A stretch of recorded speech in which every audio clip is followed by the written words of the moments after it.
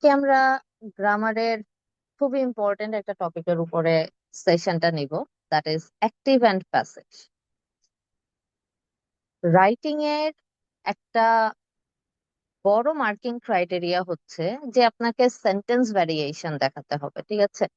এখন এই sentence variation অনেক ভাবে দেখানো যায়, কানেক্টরস এর ব্যবহারের মাধ্যমে দেখানো যায়, তারপর হচ্ছে লিঙ্কার্স এর ব্যবহারের মাধ্যমে দেখানো যায়, সিম্পল কমপ্লেক্স কম্পাউন্ডের মাধ্যমে দেখানো যায়। কিন্তু সেন্টেন্স ভ্যারিয়েশন দেখানোর অনেক সুন্দর একটা স্ট্র্যাটেজি হচ্ছে অ্যাক্টিভ আর প্যাসিভ সেন্টেন্সের ভ্যারিয়েশন দেখানো, ঠিক আছে? জায়গা বুঝে কোন জায়গাগুলোতে আমরা অ্যাক্টিভ সেন্টেন্স ব্যবহার করব, কোন জায়গাগুলোতে আমরা প্যাসিভ সেন্টেন্স ব্যবহার করব, এই ব্যাপারটা অনেক বেশি ইম্পর্টেন্ট, ঠিক আছে? এবার দেখা যায় রাইটিং টাস্ক ওয়ানের ক্ষেত্রে স্টুডেন্টরা অ্যাক্টিভ প্যাসিভ সেন্টেন্স লিখতে গিয়ে প্রচুর পরিমাণ ভুল করে, অনেক বড় একটা ভুলের জায়গা এটা, অনেক কমন মিস্টেক্স। আমি আপনাদেরকে এক্সাম্পল দেই।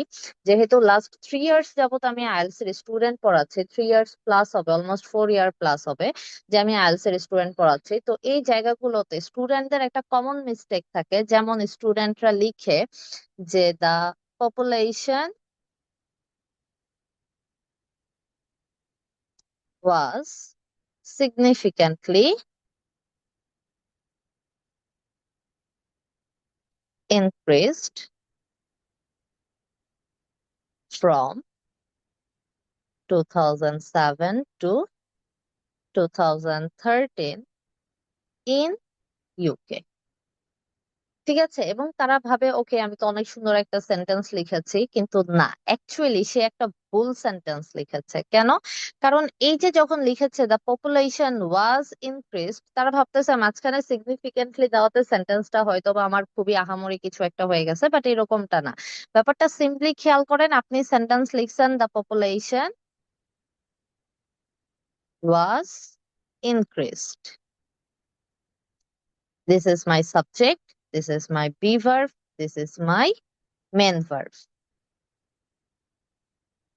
এবং আপনি যেটা করেছেন, আপনি মেন ভার্বের 3 ফর্ম লিখেছেন, ঠিক আছে? That means this is a passive sentence. এবার আপনি চিন্তা করেন তো, আপনি কোনোদিন লেখেন I was went to school, অথবা I was gone to school? এই দুইটা কাজ কিন্তু আমরা কখনোই করি না। বি ভার্বের পরে ভি2 আর বি ভার্বের পরে ভি3, তাও যেখানে সাবজেক্ট উপস্থিত আছে, ঠিক আছে? যে কাজটা করেছে সেই যখন উপস্থিত থাকে তখন এই ফরম্যাটটা লেখা যায় না, এটার আরো ডিটেলস আছে। বাট জেনারেলি এইভাবে চিন্তা করেন, কখন আমরা এরকম লিখি I was went to school? এটা কখনোই হয় না। তার মানে এই সেন্টেন্সটা অ্যাকচুয়ালি ভুল, এখানে অ্যাক্টিভ ফরম্যাটটা হবে না। তাহলে কথা হচ্ছে আমি কিভাবে বুঝবো যে কখন অ্যাক্টিভ ফরম্যাটটা হবে আর কখন অ্যাক্টিভ ফরম্যাটটা হবে না, বিশেষ করে রাইটিং টাস্ক ওয়ানের ক্ষেত্রে? আজকে আমি আপনাদেরকে যে স্ট্র্যাটেজিটা দেখাবো, বা যে কি বলে এটাকে, একটা ছোট্ট একটা স্টেপ দেখাবো, এটা হচ্ছে আপনি কেবলমাত্র রাইটিং টাস্ক ওয়ানের ক্ষেত্রে ইউজ করতে পারবেন। সব সময় যে ইউজ করা যাবে ব্যাপারটা এরকম না, বাট মেজরিটি ক্ষেত্রে করা যায়। 80 to 90% ক্ষেত্রে আপনি এই টেকনিকটাকে অ্যাপ্লাই করতে পারবেন, ঠিক আছে? টেকনিকটা কি? টেকনিকটাতে খেয়াল রাখবেন যে আমার সেন্টেন্সটা যে লেখা হয়েছে, আমার সেন্টেন্সটাতে সাবজেক্টের জায়গায় কি আমার অ্যাকচুয়াল টপিকটা আছে কিনা। অ্যাকচুয়াল টপিক মানে কি? ধরেন আপনার যে লাইন গ্রাফটা তৈরি করা হয়েছে, এই লাইন গ্রাফটাতে আপনাকে দেখানো হয়েছে পপুলেশন, বা ধরেন এই লাইন গ্রাফটাতে আপনাকে অ্যাকচুয়ালি দেখানো হয়েছে কার ওনারশিপ, বা ধরেন এই লাইন গ্রাফটাতে আপনাকে অ্যাকচুয়ালি দেখানো হয়েছে সেলস এর পরিমাণ, বা ধরেন আপনাকে দেখানো হয়েছে ভিজিটরস দের পরিমাণ, ঠিক আছে? অর্থাৎ আপনার এই গ্রাফের মেন টপিক হচ্ছে সেলস, অথবা পপুলেশন, অথবা কার ওনারশিপ, অথবা ভিজিটরস, ঠিক আছে? দিস ইজ মাই টপিক, ঠিক আছে? অ্যাকচুয়াল টপিক, পুরো গ্রাফের অ্যাকচুয়াল টপিক। তো আপনি সেন্টেন্স যদি অ্যাকচুয়াল টপিক দিয়ে শুরু করেন, আপনি সেন্টেন্স যদি অ্যাকচুয়াল টপিক দিয়ে শুরু করেন, তাহলে আপনার সেন্টেন্সটা হবে অ্যাক্টিভ, ঠিক আছে? এবার অ্যাক্টিভ সেন্টেন্সের মানে কি? অ্যাক্টিভ সেন্টেন্সের মানে হচ্ছে সাবজেক্টের পরে ডিরেক্ট ভার্ব 1 অথবা ভার্ব 2 অথবা উইল প্লাস ভার্ব 1। ঠিক আছে, সাবজেক্টের পরে ডিরেক্ট ভার্ব ওয়ান অথবা ভার্ব টু অথবা উইল প্লাস ভার্ব ওয়ান, কোনো বি ভার্বের দরকার নাই, এদের আগে কোনো বি ভার্ব আসবে না। যেমন দেখেন, car ownership increased steadily, sales rose, verb two, verb 2. The number of visitors fell, verb 2. Exports reached, verb 2. Imports remained, verb 2. ঠিক আছে, subject subject subject subject subject, সাবজেক্টের পরে ডিরেক্ট ভার্ব টু। যেহেতু হয়তো বা এই সবগুলো ইনফরমেশন এই পাস্টের ছিল, তাই পাস্ট ব্যবহার করেছে। যদি প্রেজেন্টের ইনফরমেশন হতো ভার্ব ওয়ান ব্যবহার করতো, যদি ফিউচারের ইনফরমেশন হতো তাহলে ভার্ব টু ব্যবহার করতো। ওকে, তাহলে সাবজেক্টের জায়গায় যদি আমার গ্রাফের অ্যাকচুয়াল টপিক থাকে, গ্রাফের টপিক থাকে, তাহলে আমাকে সেন্টেন্সটা লিখতে হবে অ্যাক্টিভ ফরম্যাটে। ঠিক আছে, আর সাবজেক্টের জায়গায় যদি আমার টপিক না থেকে আমার টপিকের ইনফরমেশন থাকে, কি থাকে, ইনফরমেশন থাকে। যেমন ধরেন আমি যদি বলি কার ওনারশিপ ইনক্রিজ করেছে, কার ওনারশিপ ইনক্রিজ করেছে, তাহলে কার ওনারশিপ কি করেছে, ইনক্রিজ করেছে, এটা হচ্ছে আমার ইনফরমেশন।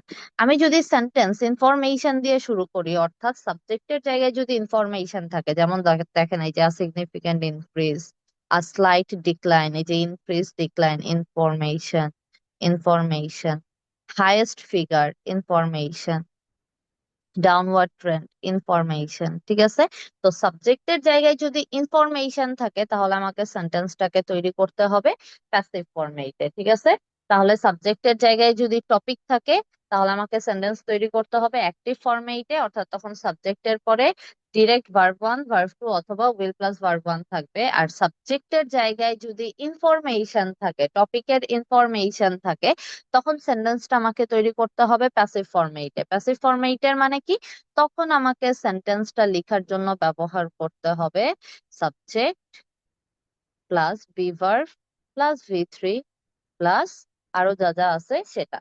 সাবজেক্টের জায়গায় তো সাবজেক্ট থাকবেই, এরপর আমাকে একটা বি ভার্ব নিতে হবে টেন্স অনুযায়ী, যেহেতু আমার ইনফরমেশন গুলো সব পাস্ট টেন্সে ছিল তাই ওরা বি ভার্ব হিসেবে ওয়াজ নিয়েছে। এরপর আমাকে কি নিতে হবে, ভি থ্রি, যে দেখেন অবজার্ভ, রেকর্ডেড, রিপোর্টেড, ডিনোটেড।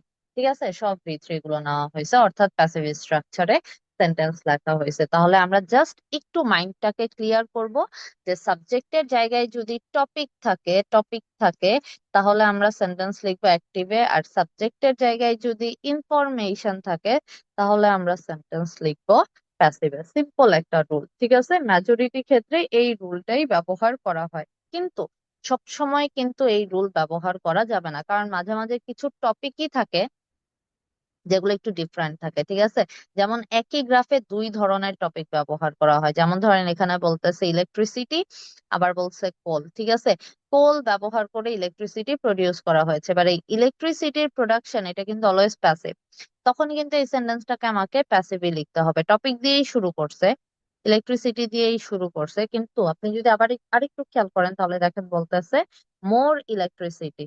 মোর ইলেকট্রিসিটি মানে কি, বেশি পরিমাণ ইলেকট্রিসিটি, তাহলে অনেক ক্ষেত্রে ধরতে গেলে এটাও কিসের মধ্যেই পড়ে, ইনফরমেশনের মধ্যেই পড়ে। ঠিক আছে, তাহলে বেশি পরিমাণ ইলেকট্রিসিটি প্রডিউস করা হয়েছে কার মাধ্যমে, কোলের মাধ্যমে। তাহলে এই যে দেখেন সাবজেক্টের জায়গায় যদি ইনফরমেশন থাকে তাহলে আমাকে সেন্টেন্সটা লিখতে হবে প্যাসিভ ফর্মে, অর্থাৎ be verb plus V three ফর্মে। ঠিক আছে, আশা করি আপনারা ব্যাপারটা বুঝতে পারছেন। কমেন্টে সবাই নিজেদের মতো করে একটা অ্যাক্টিভ সেন্টেন্স লিখবেন, একটা প্যাসিভ সেন্টেন্স লিখবেন, যাতে করে আমি বুঝতে পারি যে আপনারা ব্যাপারটা বুঝতে পেরেছেন কিনা। ঠিক আছে, দেখা হবে অন্য একটা ক্লাসে, যেখানে আমরা এরকম গ্রামারের আরো কিছু ছোট ছোট টেকনিক নিয়ে কথা বলবো। আপনারা আমাদেরকে অবশ্যই জানাবেন যে আপনাদের গ্রামারের কোন পার্টটাতে সমস্যা আছে, তাহলে ওই পার্টটা আমি আপনাদের জন্য সহজ করে দেওয়ার চেষ্টা করব। ঠিক আছে, আমার কাজই হচ্ছে গ্রামারটাকে আপনাদের জন্য কত ইজিয়েস্ট ওয়েতে প্রেজেন্ট করা যায় সেই কাজটাই করা। ঠিক আছে, সবাই ভালো থাকবেন এবং সুস্থ থাকবেন। অবশ্যই পিডিএফটার জন্য সবাই কমেন্ট করবেন। ওকে, আল্লাহ হাফেজ এভরিওয়ান।